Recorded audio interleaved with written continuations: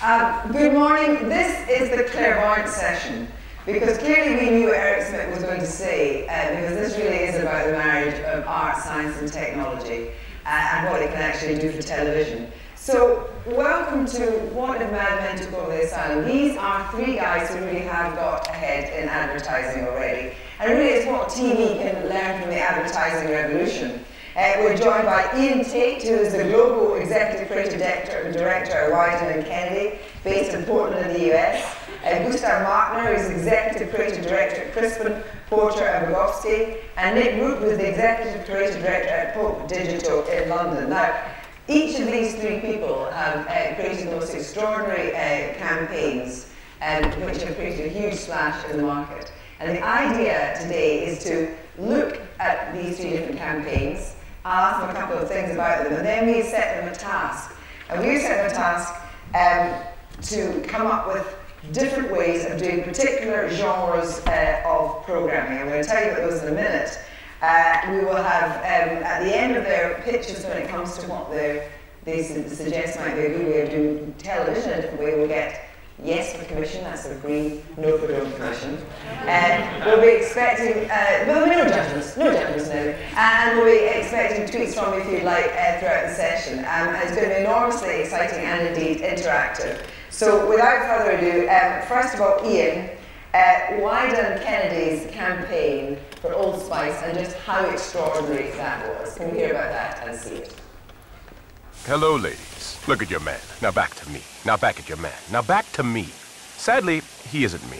But if he stopped using lady-scented body wash and switched to Old Spice, he could smell like he's me. Look down. Back up. Where are you? You're on a boat with the man your man could smell like. What's in your hand? Back at me. I have it. It's an oyster with 2 tickets to that thing you love. Look again. The tickets are now diamonds. Anything is possible when your man smells like Old Spice and not a lady. I'm on a horse. By July of 2010, the Old Spice guy was a cultural phenomenon. On the heels of this overwhelming success, an encore performance was a no-brainer. But Old Spice wanted something more engaging. How could the man your man could smell like have a conversation with his fans on a more intimate, personal level? You tell me.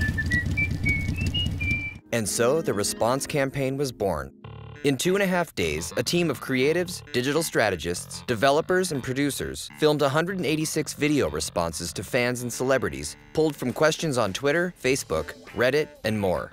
These personalized, real-time messages were then posted on YouTube, but the campaign also extended to Twitter, oldspice.com, and Facebook, sparking a sensation that would become the fastest-growing and most popular interactive campaign in history. Alyssa Milano tweets. Tori asks on Facebook, Dear Huffington Post, oh, hello, dangerous prairie wolf. No, I can't go hunting with you today. I'm talking to the internet. My body is 98% muscle, and muscles can't get sick. Underwater dental hygienistry. I then whip him with his own shirt until death. This voicemail is now diamonds.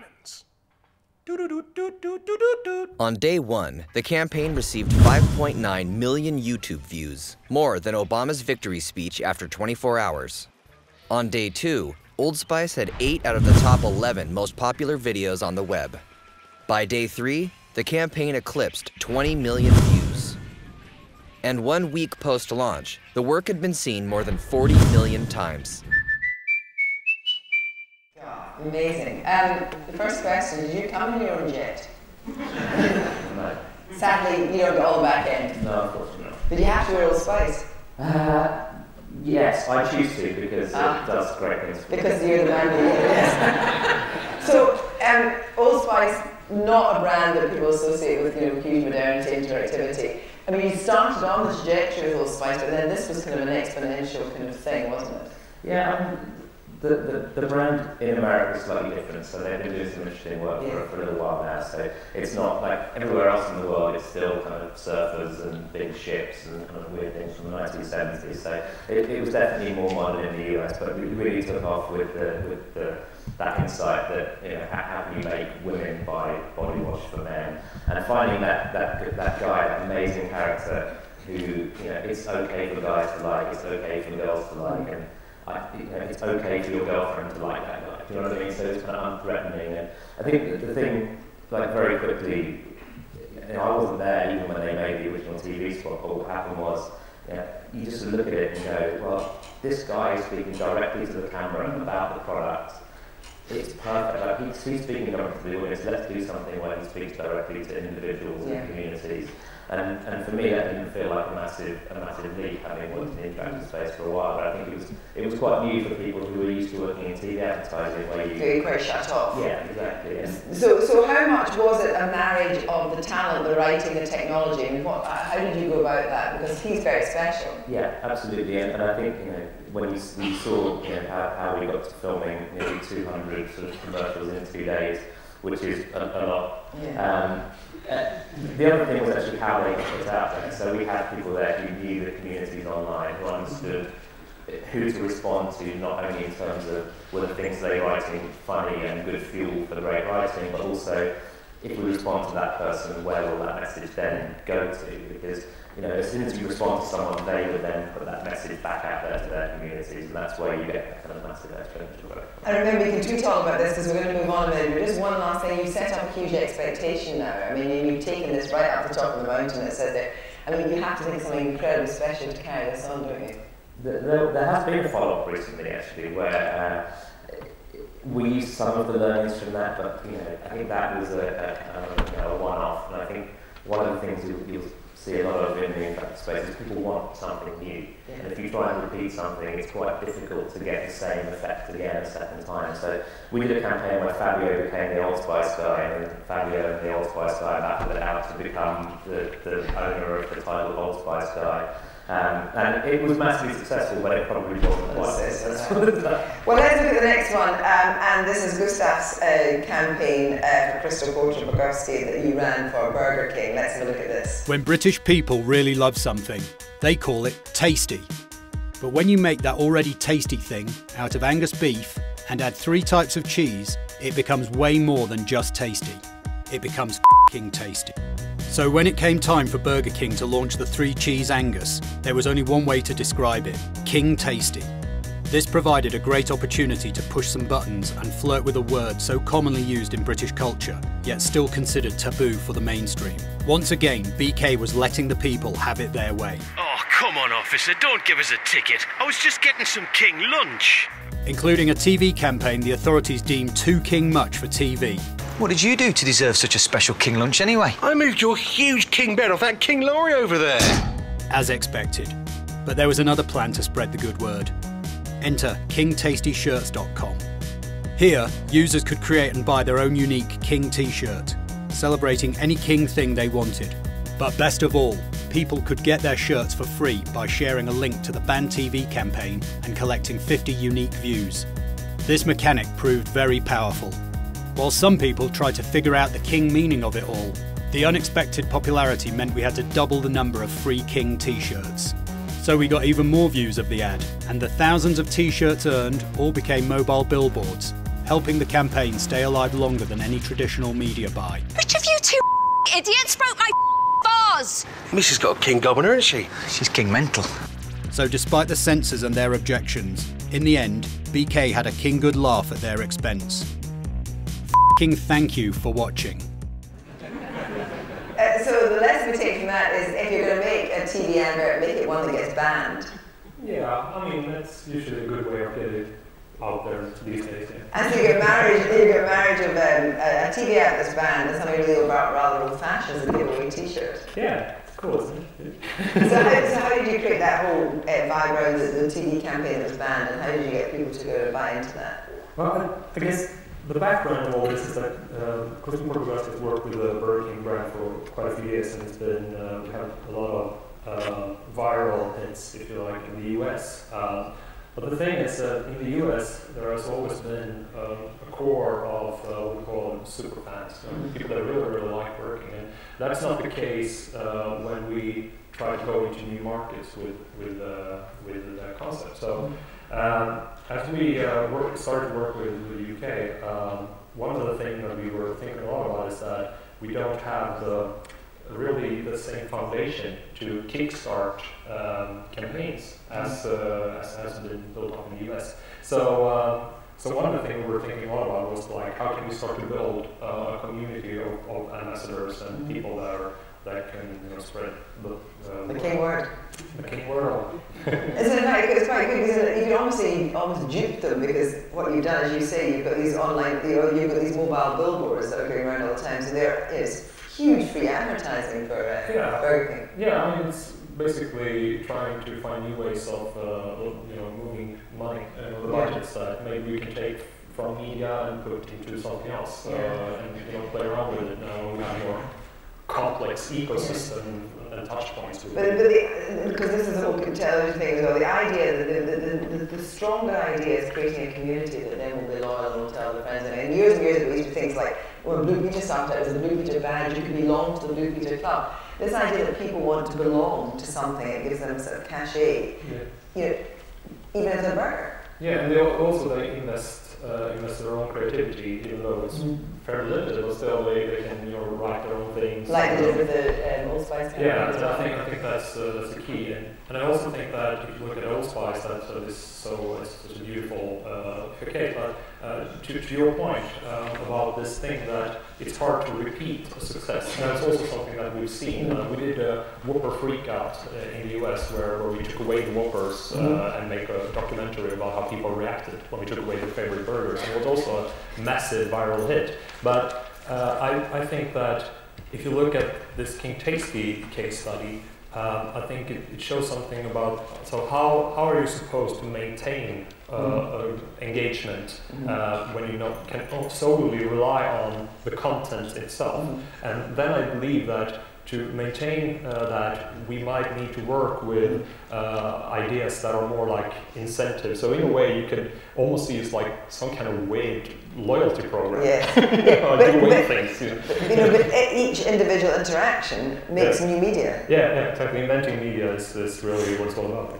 Okay, well, let's go on to our final fabulous success, and this is Nick's work from Poke Digital for Bernardo's. Welcome to the jungle. Wow! Hello, world. Hiya. Hello, internet and people. Hi, I'm Hattie. Hey, I'm Francis. I'm 15. Hi, my name's Joey. I'm 15. Hello, I'm Bethany. This is Ridian. Hey, my name's Fraser. I'm 14 years old and I live. Hello there, I'm Sam. I'm 17. Hi, my name's Laura. I'm from Hertfordshire and I'm James, 19 from Scotland. My name's Ben. I'm 17 from West Midlands. If there was one thing I could say to the nation, it would be this. A lot of teenagers do want to engage with adults, and the only way they can do this is by learning from adults. And so I think that you shouldn't judge people by how they look, because a lot of teenagers are actually friendly. People go out and get smashed at parties and sleep with people they don't even know, wake up the next morning and move on. That's normal in teenage culture. I don't think enough about the consequences. I really should. We think we're invincible. We're not going to get an STD. I was 15 when I had my son. Not having a family and not being able to talk to them results in young people going into gangs, so they have a sense of belonging. My history with bullying is a bit dark. In polite terms, you just hate yourself. Round the corner from me, there was a man that was stabbed, and there's been rapes around my house, and I have to walk to school when it's dark, and I feel really scared that it's going to happen to me. Do not get smashed, do not sleep with a stranger, do wear a condom, do go and get tested if you're worried about it, and do follow advice from what they give you. I've never had a boyfriend just because of religious reasons, so I can't really say much about what it's like to have a boyfriend, but I know that life is peaceful without a boyfriend compared to what all my friends go through. I just feel the whole education system is just to prepare you for exams when it should be to prepare you for life instead. I think many teenagers don't really understand the full implications of what it means to be at war in countries like Iraq and Afghanistan, and especially the implications it has for ethnic minorities from those countries. People sometimes judge me straight away by the fact that I'm Muslim and that I'm Pakistani. To change prejudice, I'd say people need to be educated. So if we don't like the world, we've got to change the world now. in order for us to be happier when we're older. I think that young people should just have hope, because I feel personally that having hope is like having everything.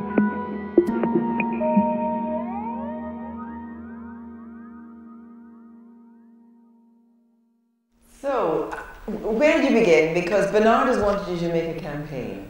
They knew it was to be an online campaign or not. But what did you go to them with? Well, we were initially commissioned to create some advertising really to support the TV campaign, and if you remember the turnaround thing with the sequence with the girl kind of going into trouble and then coming back out again. And typically, you know, when we get briefs like that, we're expected to sort of support the messaging and support what advertising tends to do to these massive issues, which is to try and, you know, refine it to one point, because you can't talk about everything in 30 seconds. You can't talk about everything in a lot of space like that on a web page. So we just thought, well, you know, because of the complexity of the issue, and because of what the internet does, which is provide endless kind of media in effect, there's no cost associated with how, you know, the time. Let's go the reverse and let's open this whole issue out and talk about all of the sort of concerns that Bernardos have, and also the children and teenagers that they represent. You know, open that out fully, and you know, and then we ended up with a documentary rather than an advert. And then, you know, rather than paying for media, it was supported because it was a kind of cultural artefact, not something that had been bought. Yeah, it was a cultural artefact, but also, why did it was so successful? Because it was direct to camera. It was obviously an antidote to the Queen's speech. Yeah. But not only kids, everybody just loved it. Yeah, I think we're going to hear the word ecosystem a few more times this morning. But I mean, I think when we were thinking it through, we just thought, well, you know, to make this work, we have to understand how it's going to speak to the audiences, and we felt like, you know, one of the on the young people side, it was giving them control. So yeah, it's giving them control, and it was dealing with something that they felt very strong about, which is that they're disenfranchised, that they're misrepresented by the media.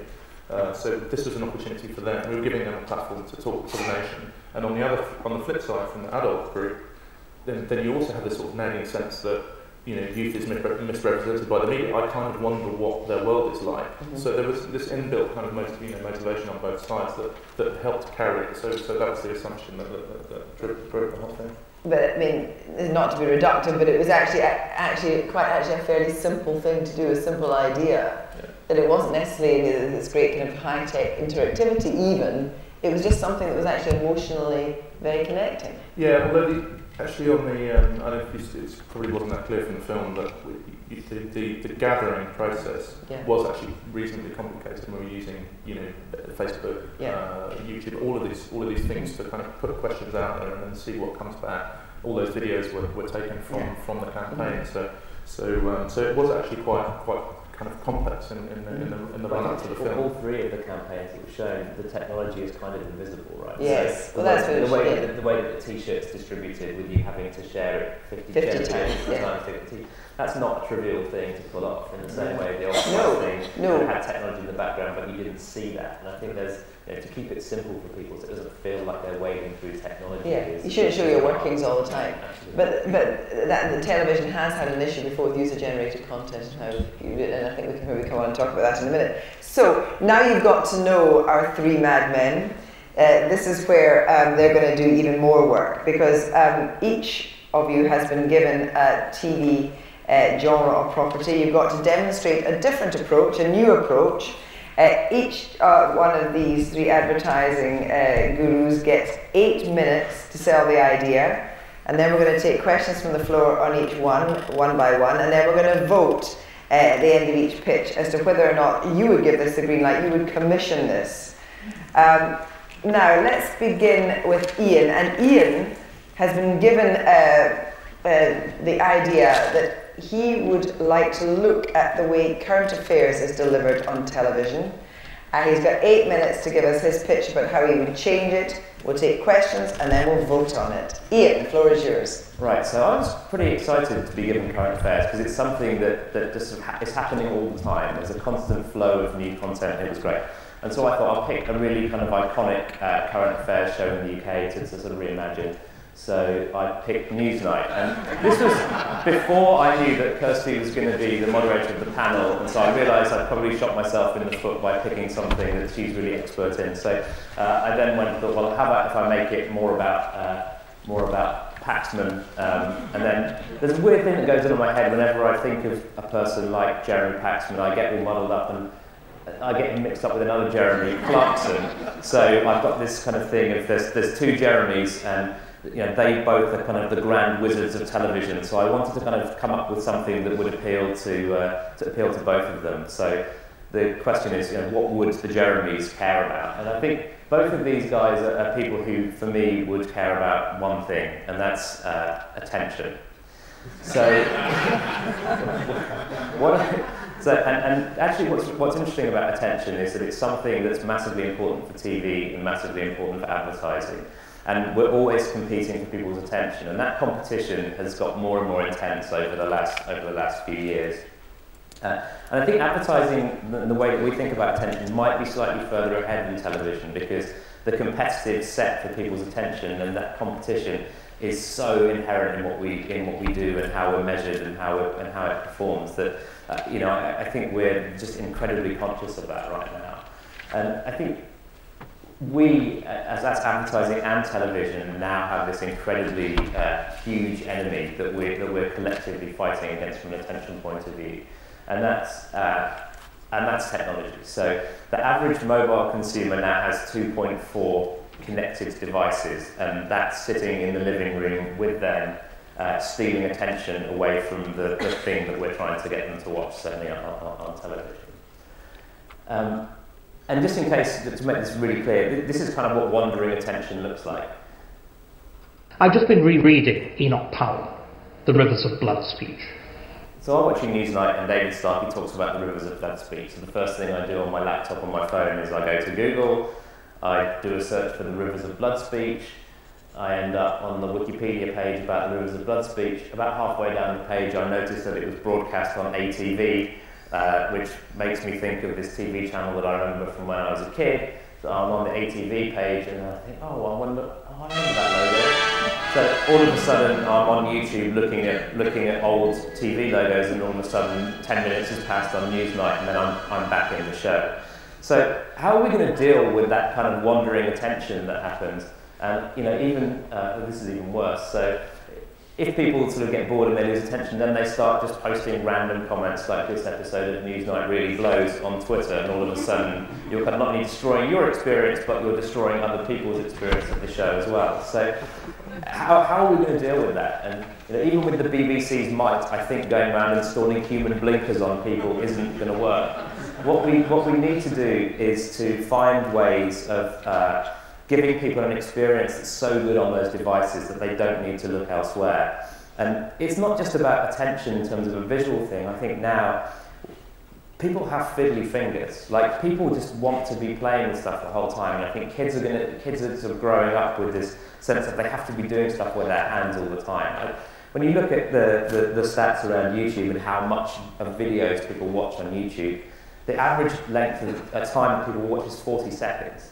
And that's not because videos are 40 seconds long, that's because they're switching away from stuff, they're jumping through it.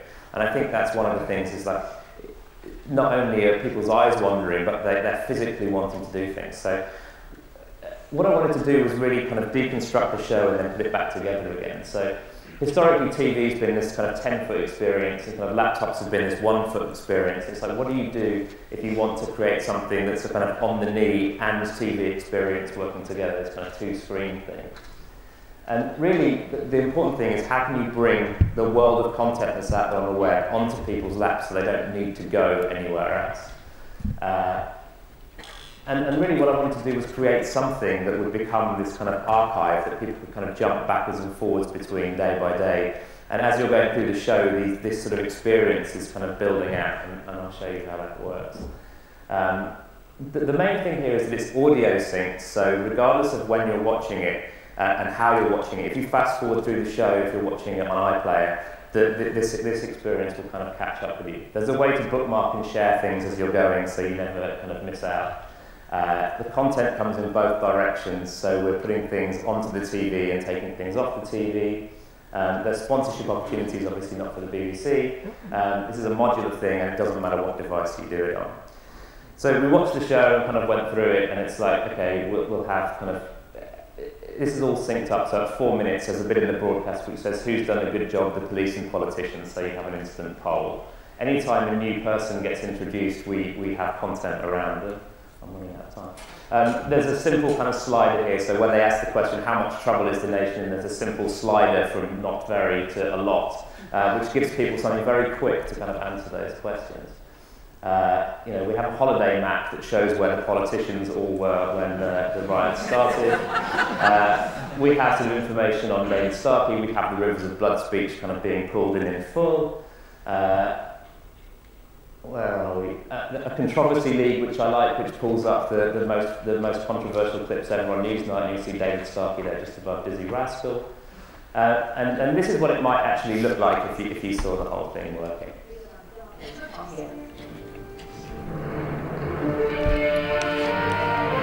So during the introduction, we're kind of bringing up some imagery of things that are going on. The calm, the rioters now diminished to a subdued and steady train through the courts. Public order then nominally restored. As the show goes on, the web experience would sync up.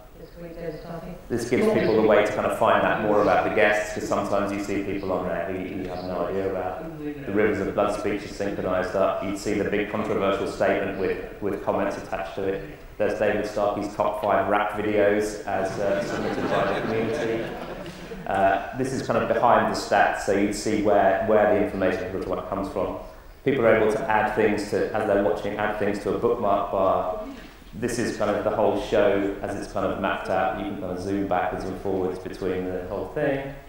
And this is my favourite bit, that if you walk away from the TV to go and do something else, what would happen is that it would lose the synchronisation from the TV and actually carry on the TV broadcast in the tablet. So if you went to make a cup of tea or go to the bathroom, you're carrying the show with you along with the interactive experience.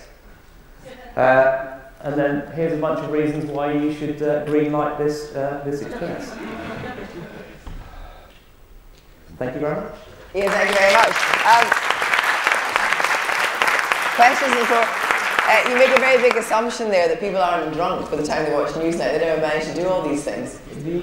The idea was keeping it very, very simple and having very big buttons and very easy to read text. So it copes well with drunkenness. Good, we like that. Questions? Can we have the lights up on the floor, please? Questions to Ian about his project proposal?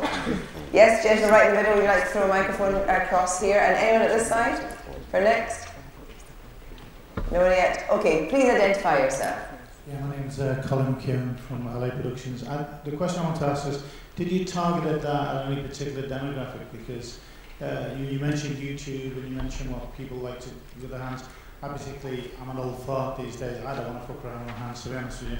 I want to look at news and see news. And also I think being a producer, the amount of additional work that would be required on that would put the budget straight up at News Authority. Well, address those two things separately. First of all, being old fart, and secondly, the budget.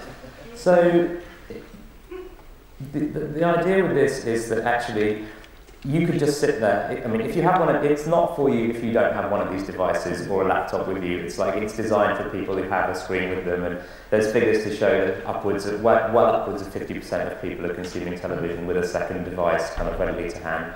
And if you didn't want to go further with that, it would simply be presenting content, in an ongoing way. I think if you want to dig deeper, then that's kind of how it's supposed to work. I think from a production point of view, what I was trying to do was all the content there is things that are readily available out there online. I think if you build a system that has templates and has types of interaction built within it, pulling images in from an open source like Flickr or pulling things in from a partner like Wikipedia, I think it'd be very, very straightforward for a production assistant to be able to pull that together very quickly. I mean, we wouldn't do Wikipedia, but yeah, I get that.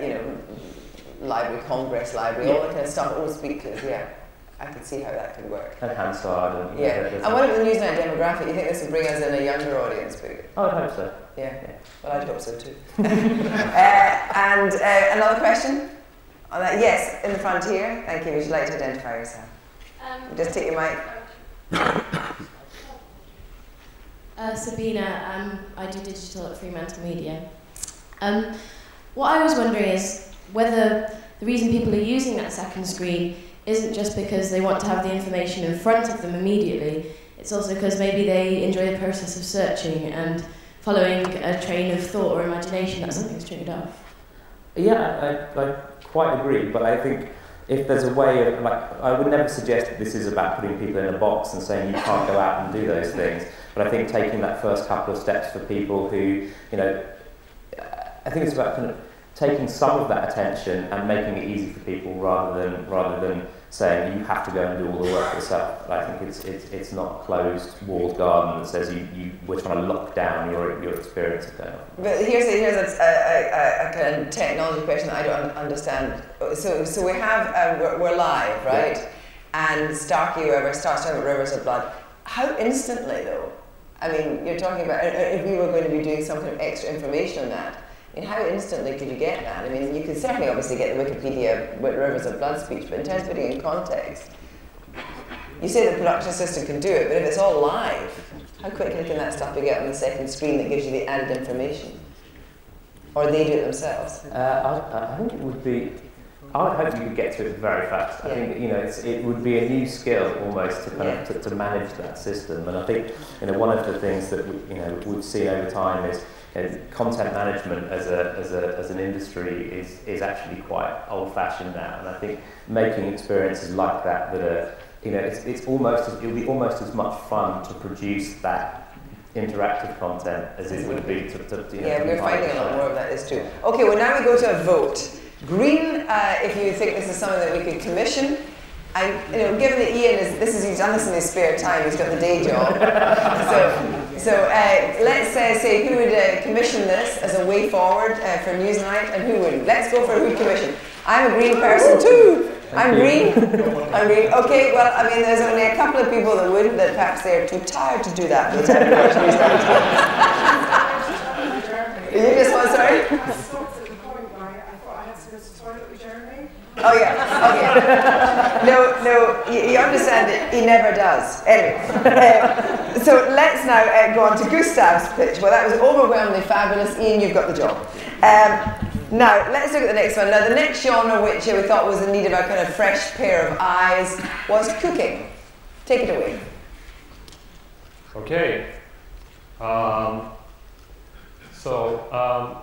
I have to tell you a little bit about the background to this. I'm from Sweden, if you didn't know this, and yeah, and I call my project "No More Ready Steady Cook." And the reason I have to give you a background on this. And in Sweden, we eat pickled herring most, so we don't really need cooking programs.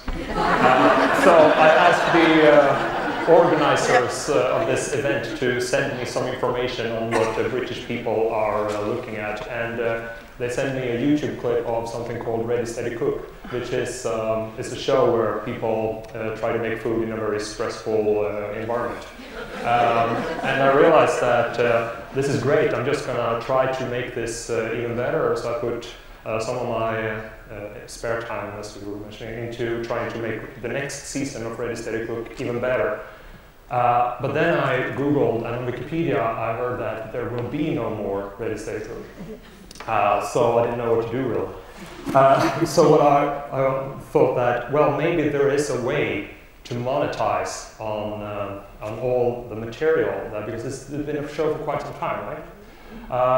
And there will be no more Ready Steady Cook episodes, but the good thing is that we can do something. I also Googled, and I heard that you have a saying, an idiom, called flogging a dead horse. And I thought that is something I always dreamt of going to Edinburgh and do.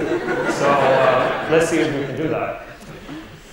If you ask someone a question, would you like to watch an old episode of Ready Steady Cook? That's not really an interesting proposition, right? But if you ask this question, would you like to watch a cooking program based on what's in your fridge? That's maybe more likable that they would say, yes, because I'm hungry and would like to have some inspiration. And the good thing with all the devices that we're now consuming content through, they have a really neat feature. And that is that not only can we now distribute content to new devices, they can also distribute content back to the server where the content is. And that's really the big thing with the revolution we're now seeing, right? It's going both ways. So let us look at the typical construct of this program. And correct me if I'm wrong, I don't know anything about this really. It's some intro, and then here, I realize that this is very important. He shows the ingredients. The problem is, here we go, chicken. And I don't eat chicken. I want herring. So I go to my new player, I click herring, and then I found some pineapple in the fridge or some other shit. And then it just go back. And look. Hey. Yeah, you got the idea. Now, this is really how cooking programs should work, right? So I'm proposing to you that we should make a player and we should start to buy all the old cooking programs that are out there. Ready Steady Cook is BBC, I've heard, so maybe, I don't know if they're interested in monetizing on that, but there will probably be so much hours of content out there. We would take this, and I know what you're thinking now. You're thinking, Gustav, you're really smart, because in the future, the fridge will be connected to everything in our house, and all products that we're buying will have built-in RFID chip, and they will automatically update, so you won't even need to click on the mouse. It will automatically give you the episode you need when you get home. Well, but that's a few years from now, isn't it? Because, you know, buy a new fridge and stuff. But the thing is, we can do it today. Many people having loyalty cards, so the databases are already there. We already know what people are buying. Dead silence, because this is scary, right? Yeah. They already know what we have in our fridge. So I'm thinking that we do this with Tesco, and then we will make an app with Tesco. So when you go to Tesco, you would go in there and you would just start to think of what would I like to eat. And I don't know how about you, but I always start with thinking like the main ingredient, herring. And I start with that, and then I'm thinking, so what I'm supposed to do with this? And with this mobile app, you would just scan the barcode, and in your case, you will scan a jam, I think, or marmalade, or what do you eat, and you would go from there. And then a voice in your headset would start to guide you through the store, so you pick up the right ingredients, and then when you get home, you will get the right episode accordingly to what you just bought. And since this is old stuff, old episodes, we need to, you know, get the horse alive even more. So we will add a social layer to this, commentary. So you can comment on these, and we can start to remix the ingredients and the recipes. We can say, well, why don't you change the jam to herring, and so on. And if we feel really, you know, really good, that we really want to push our stuff into this community, why not also allow people to add content to our player through crowdsourcing? The good and the best thing about all this is we know now what's in people's fridges. And this is what made Eric, that was talking yesterday, so rich. He knows stuff. And he knows what we have, what we want. And he can monetize on that. And if we realize that people have herring in their fridge, we will then make new programs about herring, and we can export to Sweden.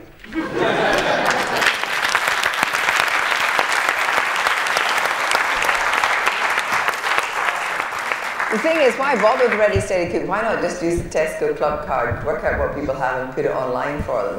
A great recipe out of you. I saw you bought 2 pounds of steak yesterday. You should be making this. Yeah, exactly. I mean, that's how it should work. So it's a make your own cookery program. Yeah, well, yeah, but I still think that, you know, it's inspiring to watch someone cook, and you know, and it's also entertainment value and all that stuff. And some of the old clothes are amazing. Yeah, exactly. Yeah, it's really weird on YouTube, like the clothes. Weird, I know. Audience, let's go for, we all love, or we don't all love to do cooking. No, don't vote, don't vote! Don't vote! You're so excited. Yeah, they want to export. They want to export. Who are the herring fishers here? Let's have some questions about how you think this cookery program would work, how it would actually revive Ready Steady Cook and also encourage people to do their own cooking. Questions, please. Questions from the audience on cooking. Sure. I think one thing, the most interesting thing about this is the idea that actually, I don't know if I actually want to see people filming themselves in their kitchen, but it'd be quite interesting to see them filming their own kind of cookery slots to go on as part of the whole Ready Steady Cook kind of community. Yeah, so you would create a new community around Ready Steady Cook. Yeah, I mean, I think what would really I think is really interesting is that, I mean, these days you can pretty much put a dynamic, personalized social mobile layer on top of everything and make a presentation like that. You know, you can do that all the time, make a lot of money. But what is interesting with this is that I believe that there is a huge, you should monetize on owned material. Because that's really what Google is all about. Nothing on Google is live. It's always up, like when Google launched, it could take them days until their spider came to your server and took the content and put it into the index. Today they have huge server halls, so they can make that in a few minutes. But still, it's old material. And I think that's really what the television industry, they have a huge back catalog. And ideas to make the old material interesting again is probably really what I'm suggesting here, because I believe that's really what a lot of content industries, such as record labels, music in particular. That's really how you can make money on back catalog. Back catalog. Yes. Question here, then question at the back. Yes. David Graham from Intentional. I think it was really fun to start, but it does raise to me a point that I hadn't really thought of before, which is that if you add this metadata to a whole, seasons of a show, what an opportunity is missed because, for instance, the BBC hasn't put its whole archive up on the internet. Yes. And had they done so, or were they to do so, and add the metadata, anyone could now go and look for the relevant edition of the show. I think you're right, and I think really, if you would like to do this now, I think you should put the content out there, and then you should put an API, so anyone can do this, and you can let the crowd know. Very, very quick question from up top. We had another person with a hand up, and then we'll take a vote. Mike Dix from PACT. A great presentation. We actually made an app very similar to that about 6 years ago before it would work, typically. But my question would be, at the time we made something for the BBC that allowed you to create your own recipe from the ingredients that you've got, which courses, etc. And it became obvious that the commercialisation of that would be to take it to brands like Tesco's and Ocado and whatever. But we found a distinct lack of any interest from those brands in doing anything around that content. Do you think now that the brands are more interested in that? Because I'm sure the makers of Ready Steady Cook would love to sell Tesco's all those old episodes. Yeah. Well, Tesco's have an API, right? I don't know if you can. Yeah. I mean, I don't know. I've heard about this guy called Jamie Oliver. And he even made it to Sweden, Must like herring. Yeah, but he did an app, right? And I actually downloaded it, and it was really, really good. And it was, a pretty neat way of him to take, I guess, what his content that he probably made and already got paid for in some sort, and then put it in a new format and monetize on that. So I think it's more a question on how you do it rather than if it's a good idea or not. It's more like how you can take advantage of the ecosystem. But I think that the world is changing very quickly, and there are new ways of revenue streams coming in. Great. So who would greenlight the idea of taking the back catalogue and reinvigorate it? Let's see. Greens. Well, who wouldn't? Great. Overwhelmingly. God, these guys are doing well. No pressure then. Okay, and finally, let's go for Top of the Pops. Reinvigorating Top of the Pops. Right. Do I have to press it? Oh no, I'm good.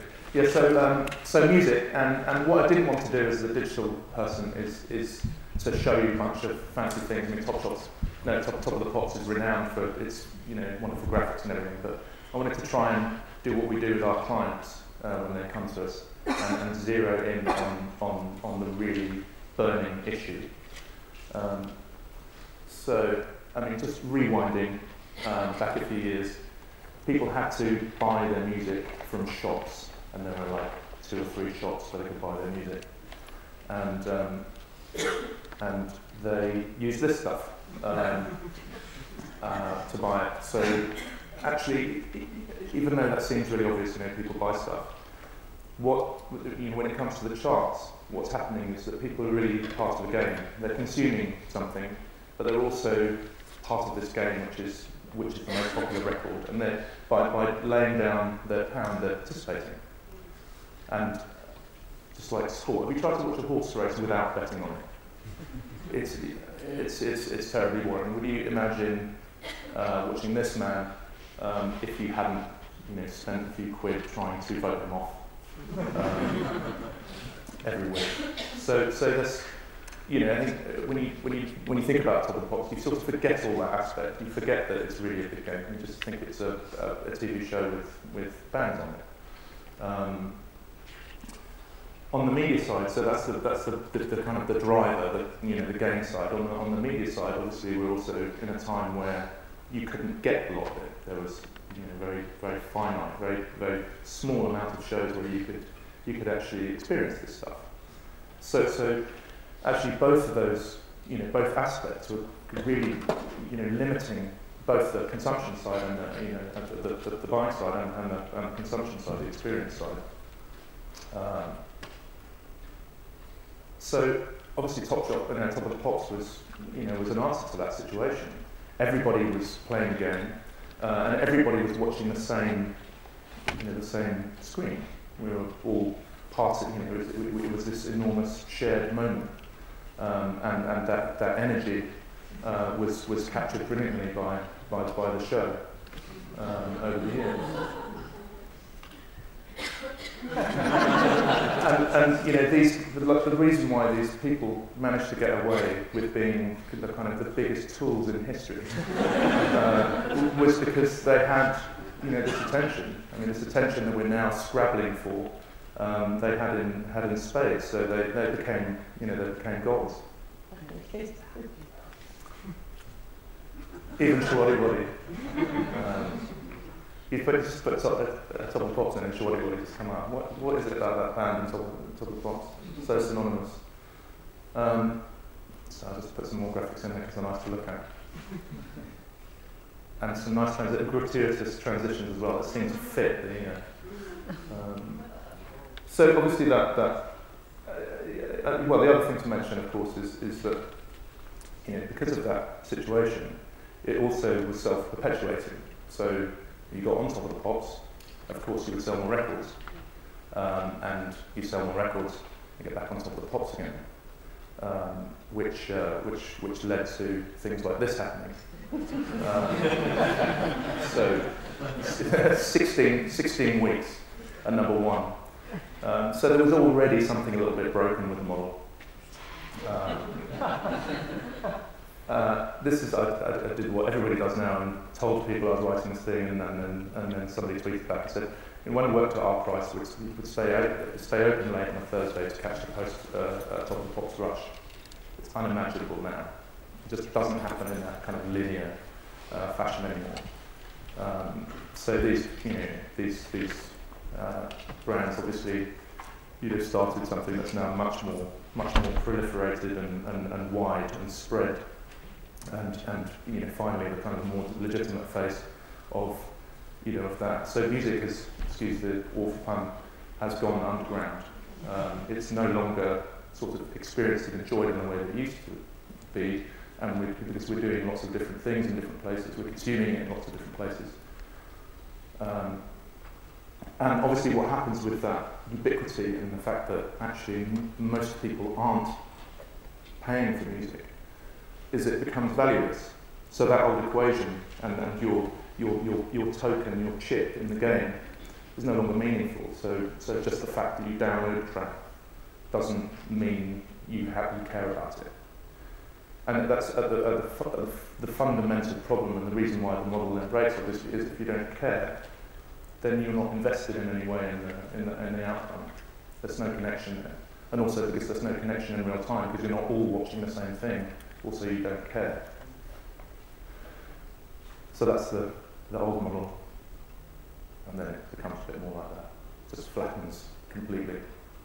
So I mean, this is a bit more playful, and it's not so. I haven't refined it into a finished experience, but what this is just another opportunity to put some on the picture. So this is the dilemma. How do we make people care again? Simple as that. And actually, I think one thing that digital does, and a lot of the changes with, seeing what effect that has, is it rewires this model a little bit, so that sometimes those systems don't work because people don't care anymore. This is a good case. So let's make them care. Let's make music golden again. I just said that. I think the answer is really, really simple, which is the thing that young people care most about is their profiles and identities. Actually, those are the real leverage points for a lot of people. They'll download loads and loads of tracks, but they'll be incredibly careful about what they share and how they represent themselves. This is something that some people we know sold a book last year by getting people to pay with tweets, which sounds like it's a bit gimmicky, but obviously what it does is it helps promote the book, and somebody down the line might actually pay. The chances of them paying is much greater because the thing spreads much wider. So why don't we just do the same? Why don't we do the same with Top of the Pops, and rather than downloads and sales, why don't we just do it by the things that people stand by, the music that they're most enthusiastic about and that they're prepared to talk about, and they're prepared to campaign through whatever means they choose, and obviously censoring that and building the charts out of that means that we're in game territory again. We're just using different drivers. Because obviously by standing by these things, we also become advocates. So suddenly it energises the whole system. And then obviously back in the show, those advocates and those participants are then the funny little nodding heads in the background. I always wondered how they selected them. And obviously the king advocates, they get to present. And then just in response to yesterday, I just shut mobile and local in. I didn't have any ideas, but I thought Eric brought them up, so I better put it in the presentation. Thank you very much indeed. Now,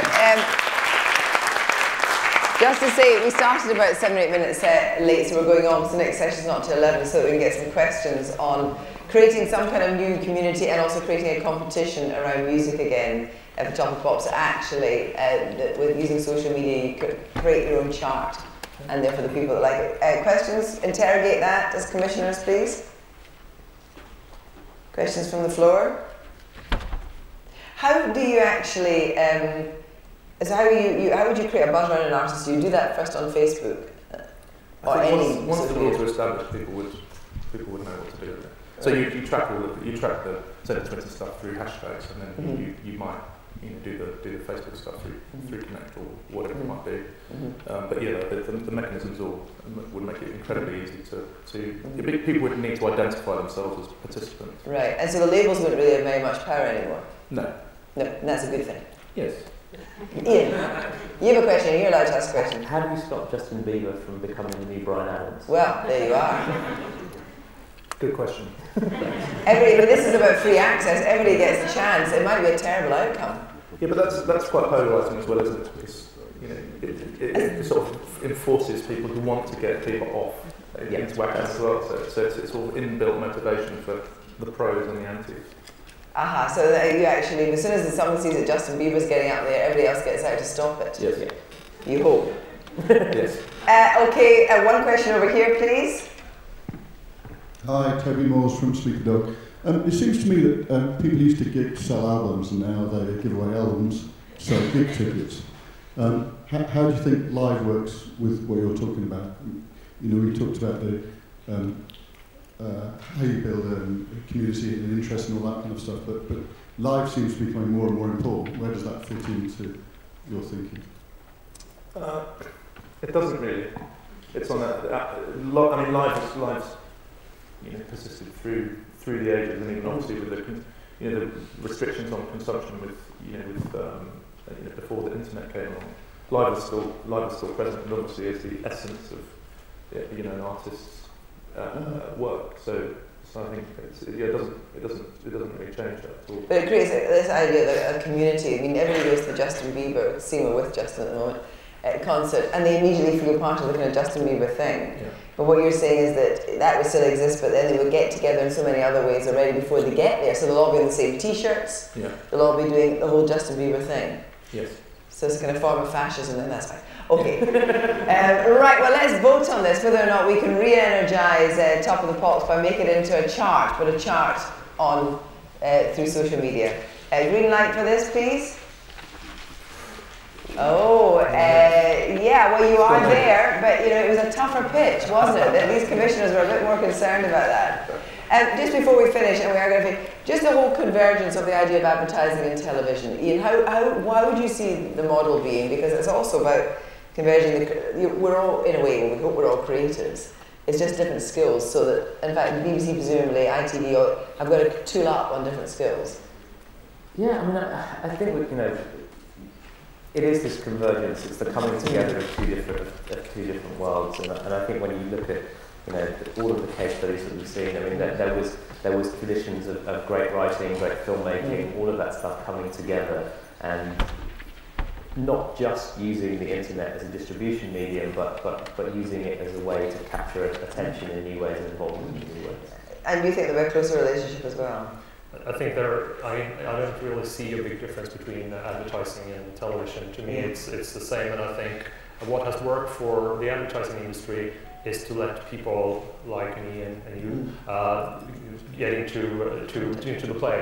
I have a programming background, and I learned advertising. Yeah. I think it can go both ways, and it's art and science. That's really, so bring the programmers into the concepting phase. Absolutely, a lot of programmers and production companies as well, because I mean, this is the whole idea that when you go to pitch now, you have to pitch in a completely different way. Just a couple of questions before we finish from the audience generally about the convergence of advertising and television, and not advertising television, but advertising skills to television, and how you actually create a campaign, create a whole idea of a series of programs around and create a buzz about them will be completely different in the next few years. Questions from the floor? Yes, up here on the right, thank you. Debbie Lee from Leopard Films.